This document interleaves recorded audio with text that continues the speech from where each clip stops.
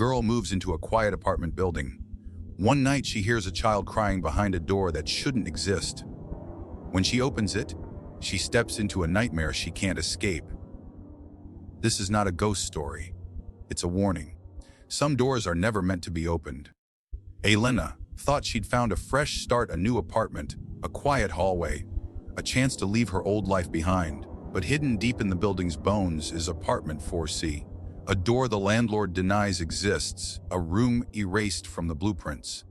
Behind it waits something that wears memories like masks and devours the curious. This is the story of one woman's descent into the labyrinth of the unknown, a place where photographs multiply on their own, whispers crawl under doors, and reality bends until you can't tell walls from teeth. She opened the wrong door. Now it's open inside her. Rain fell like a curtain of needles over the city, blurring headlights into pale streaks of light.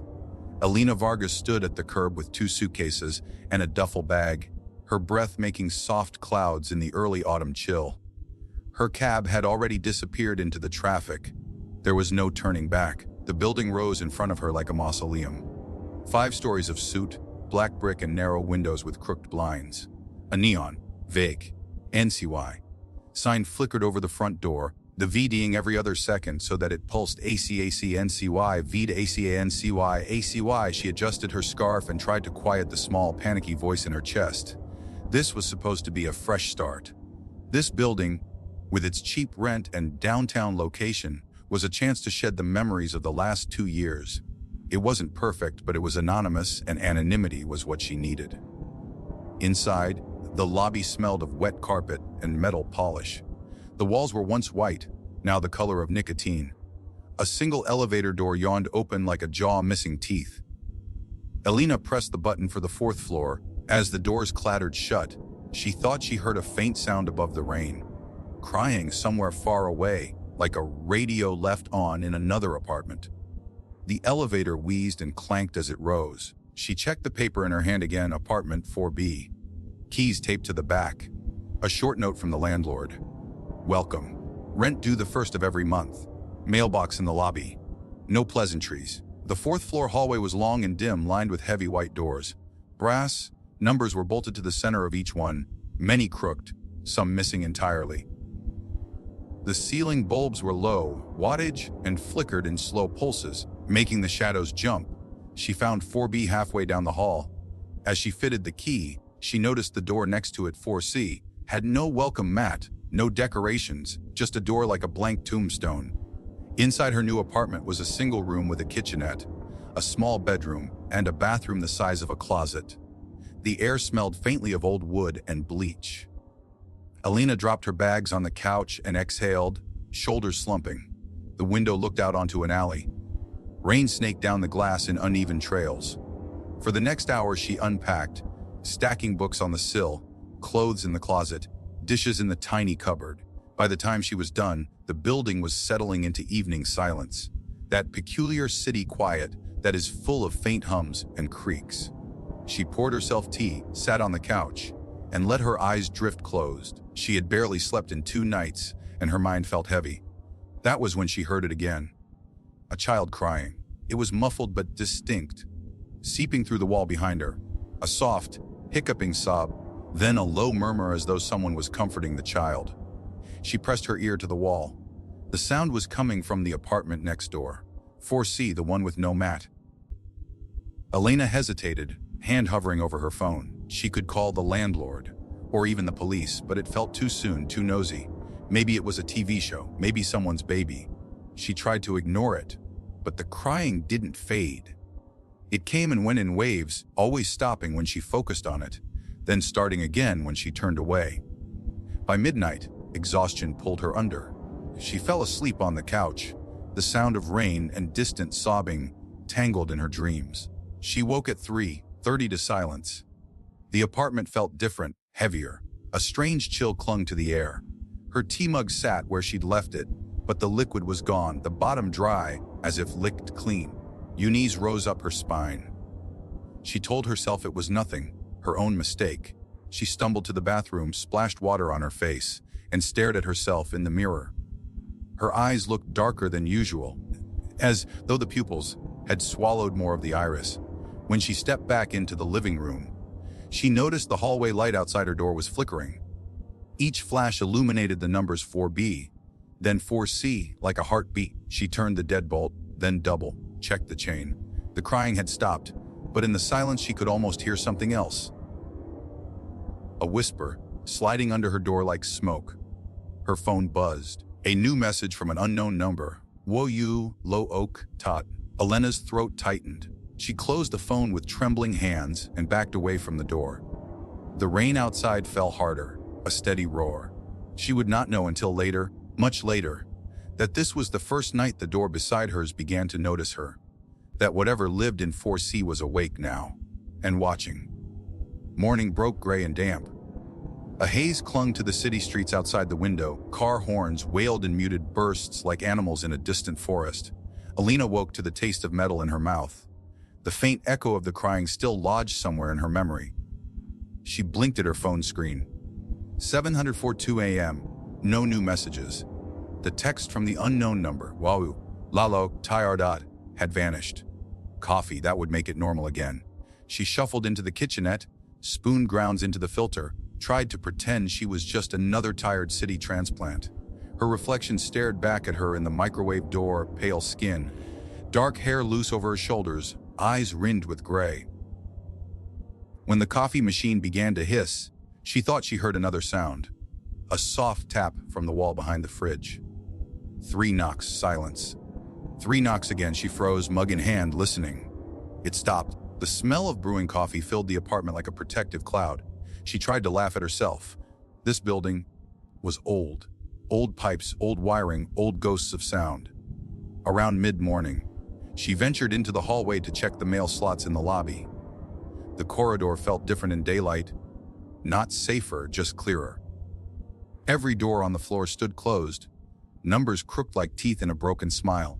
Halfway down, she noticed the door to 4C was slightly ajar, just enough to see the black slit of space beyond. She stopped. She could smell something faint, but distinct rust and wilted roses. Elena.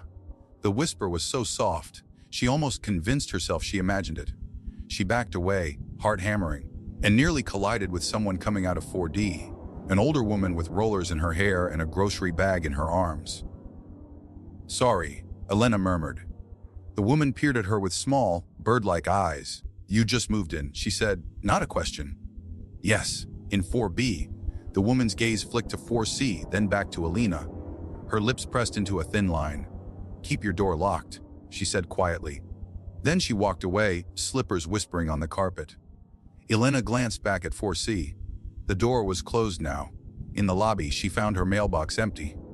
On the corkboard next to the mail slots, yellowed notice warned of upcoming pest control, dated 5 years ago. Below it, someone had scrawled in black marker. It watches. Don't answer.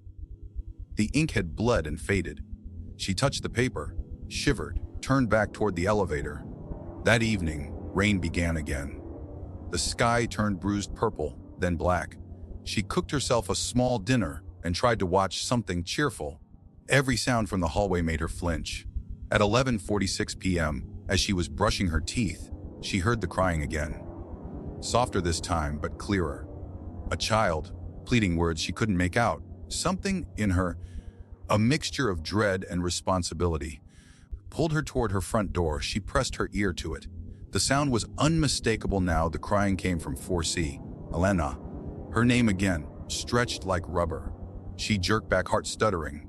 A scraping sound began on the other side of the wall. Long, deliberate drags like fingernails carving through wood. Then silence.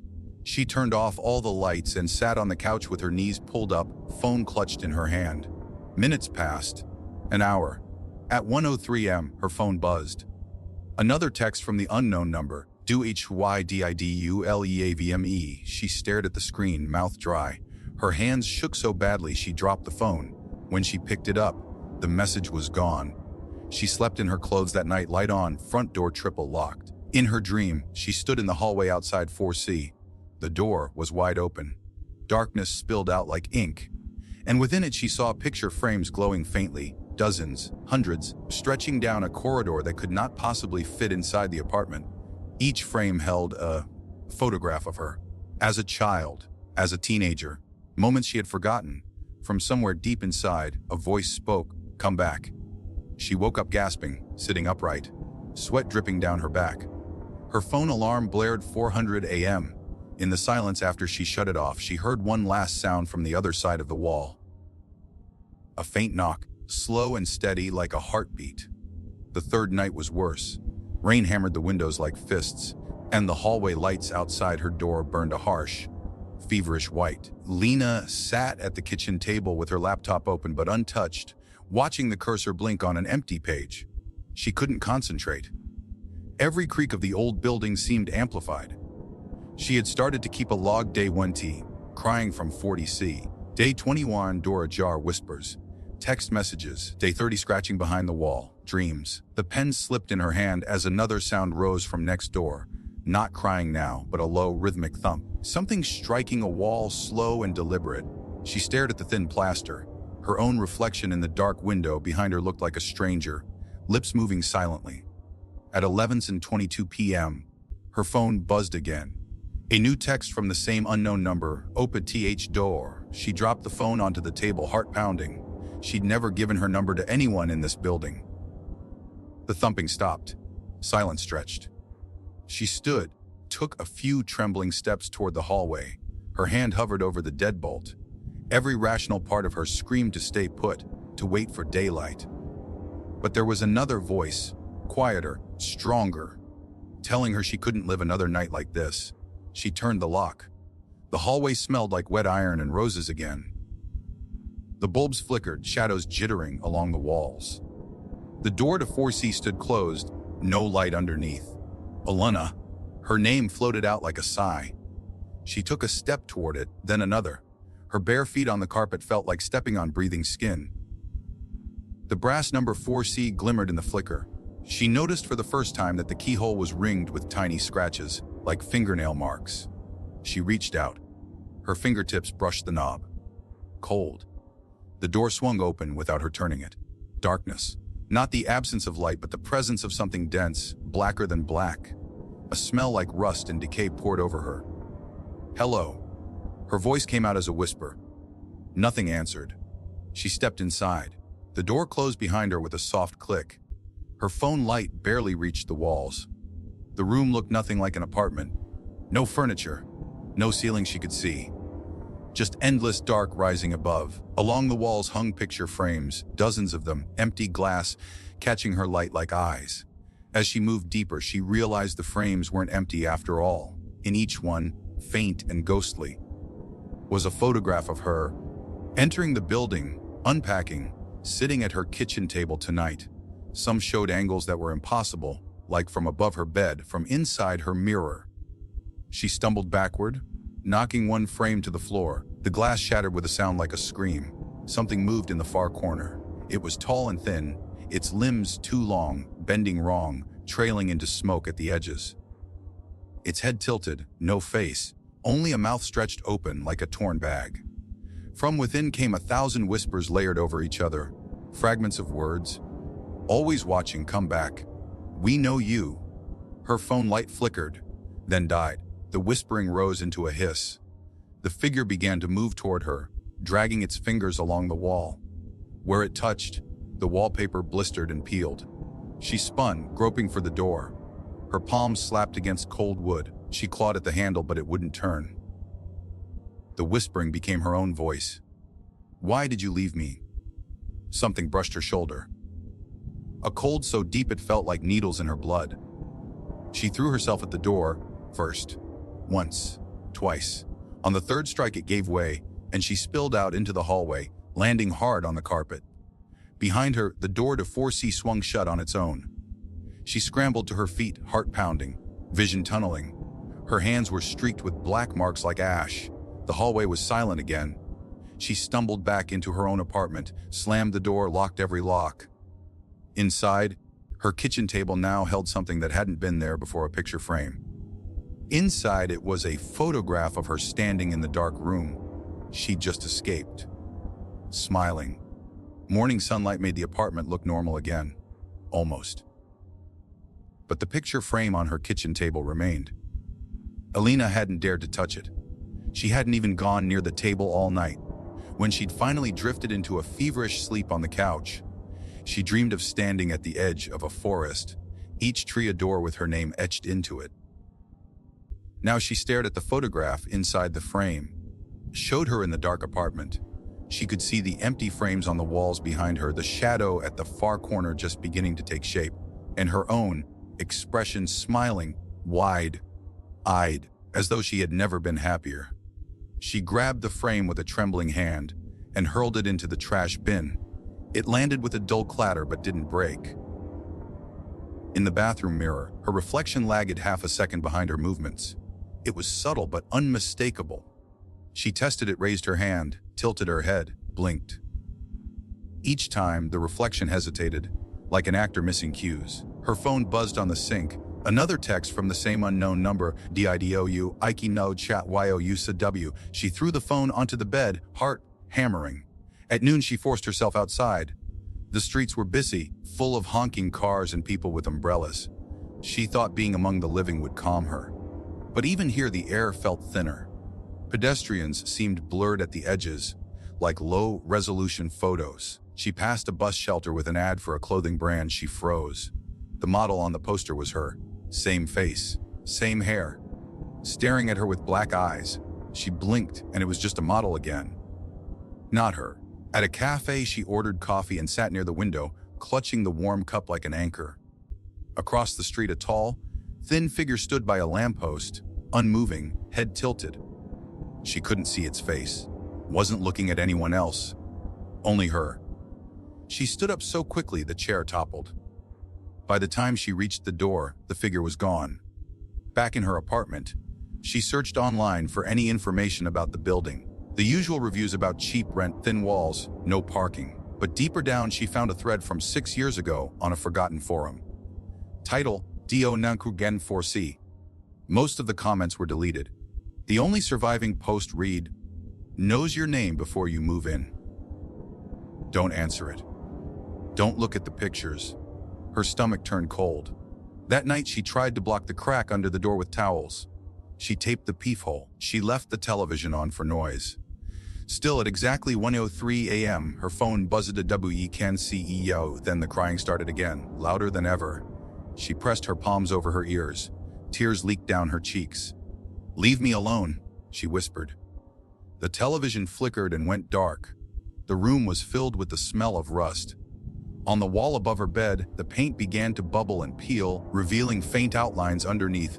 Dozens of picture frames, sketched in black, overlapping each other like a hive.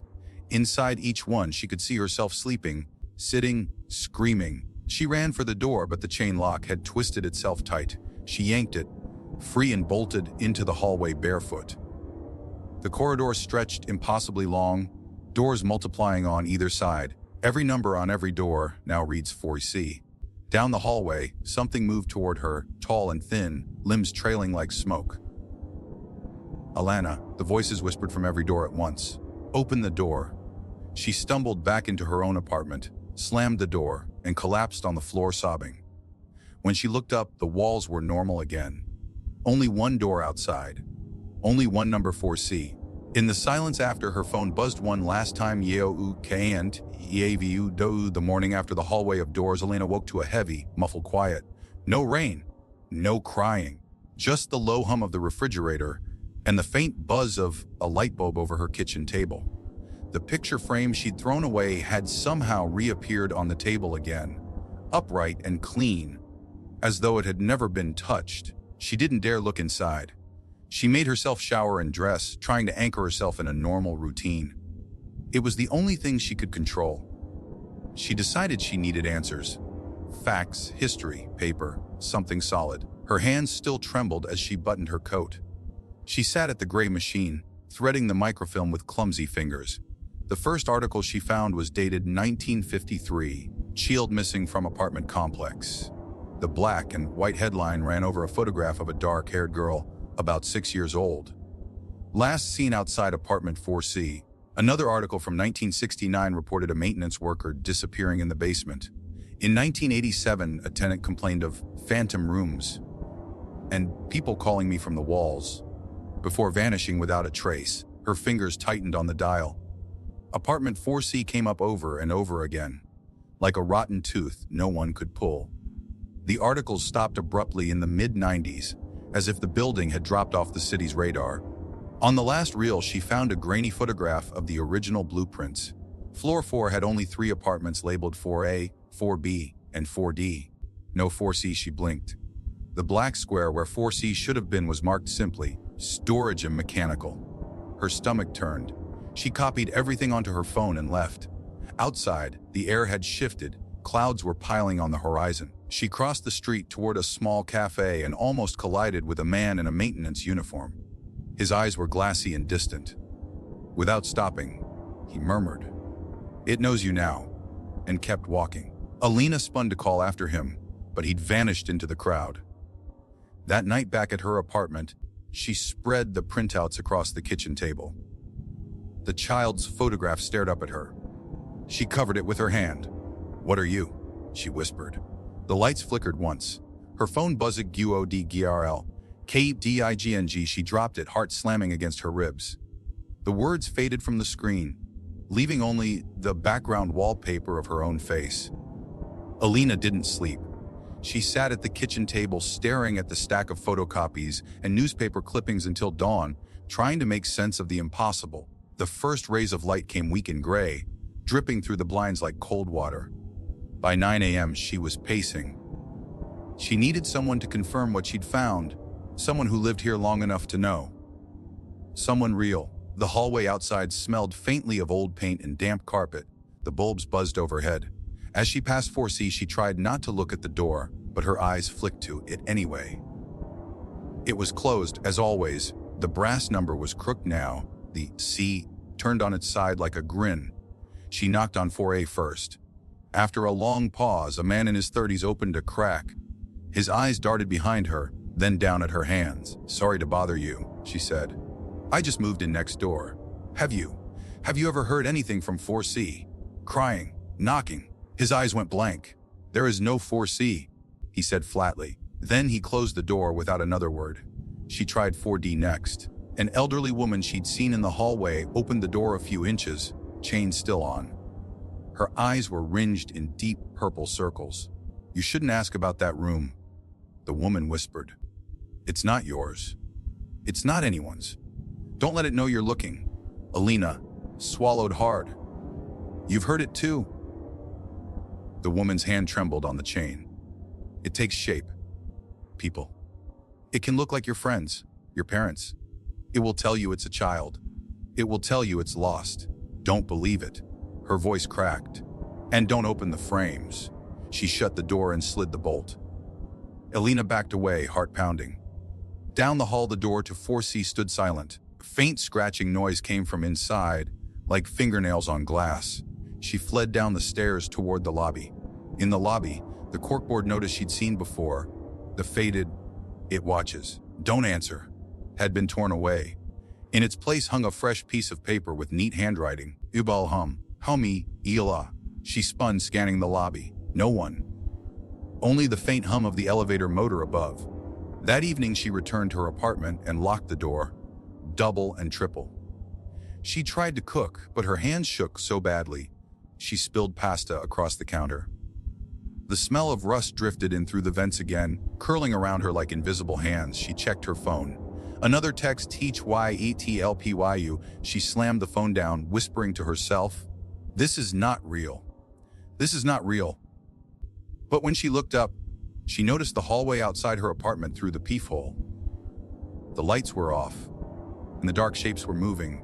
Slow, too. Tall silhouettes sliding along the walls.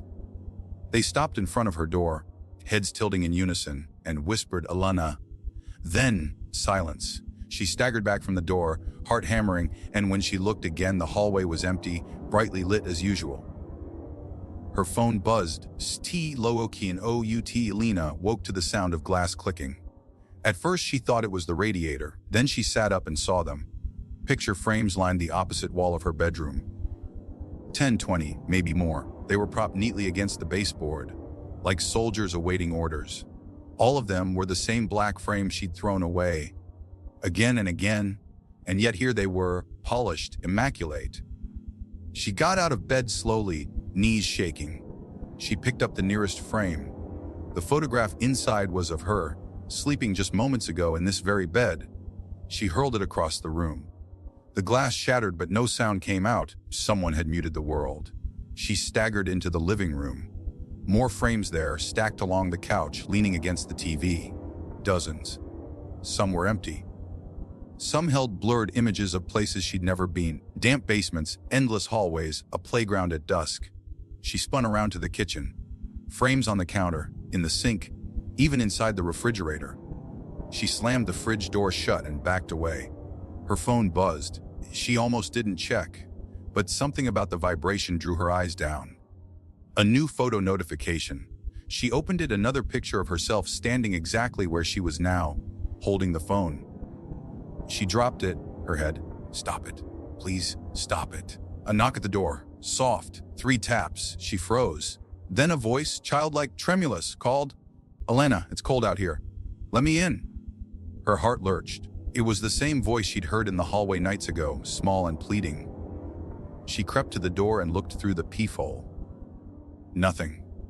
Only the empty hallway. When she turned back to the living room, every frame had turned to face her. She fled to the bathroom and locked the door. She gripped the sink, staring at her reflection. Her face looked pale, eyes rimmed in red. Behind her in the mirror, something moved. A shape flickering at the edge of the glass, hunched and long-limbed. It raised a hand and touched the back of her neck. She spun. Nothing there. When she looked back at the mirror, it wasn't her reflection anymore, but a photograph of her bathroom, empty, no one inside. The bathroom light flickered. The whispering began again, dozens of tiny voices sliding under the door. "Come see. Come see." She covered her ears and squeezed her eyes shut. For a moment, everything went silent. Then she opened her eyes. All the frames were gone. Shaking, she stumbled out of the bathroom. The apartment looked normal again. Empty surfaces, blank walls, no frames, no photos, just her phone buzzing on the table. She picked it up with trembling fingers. The screen displayed a single word, "So." Elena stood in the sub-basement, her back against the freezing brick wall, staring at the last door. Her own name was carved into the wood in thin, deliberate strokes, Eerie. The entity's whispers fluttered around her like moth wings, promising, cajoling, threatening. She had spent weeks unraveling the building's history, chasing every clue, every frame, every hallway that shouldn't exist. Now she finally understood 4C wasn't a room at all. It was a mouth, a wound in reality. Every person who opened the wrong door had been absorbed to build its shape, to give it more faces. The door cracked open by itself, revealing only blackness inside. Within that blackness glimmered hundreds of picture frames, floating like mirrors. Every frame held Elena's face, screaming. She stepped forward anyway. "If you want me, you'll have to take all of me." For a moment, the building seemed to shudder, pipes groaning like a throat clearing. The blackness reached for her. She flung the final frame she'd brought, the very first one she'd found, into the void. It shattered, and a sound like breaking ice rolled through the basement. The darkness recoiled. The door slammed shut, the carved name burning away. Elena stumbled backward, coughing on dust and cold air. When she looked up again, the basement was empty. The door to 4C no longer existed. Weeks later, Elena moved out. She found a small studio on the other side of the city. She tried to rebuild a life, coffee in the mornings, work at a desk, a window with normal sunlight. No whispering, no frames. At least, not at first. One rainy afternoon, she came home and found a single package on her doorstep. No return address. Inside, a black picture frame, empty. She set it face down in the trash and forced herself not to look. That night, she brushed her teeth. She noticed something off in the mirror. A second reflection, just behind her shoulder, smiling. The wrong door had closed, but the house inside her was still wide open. Subscribe for more videos.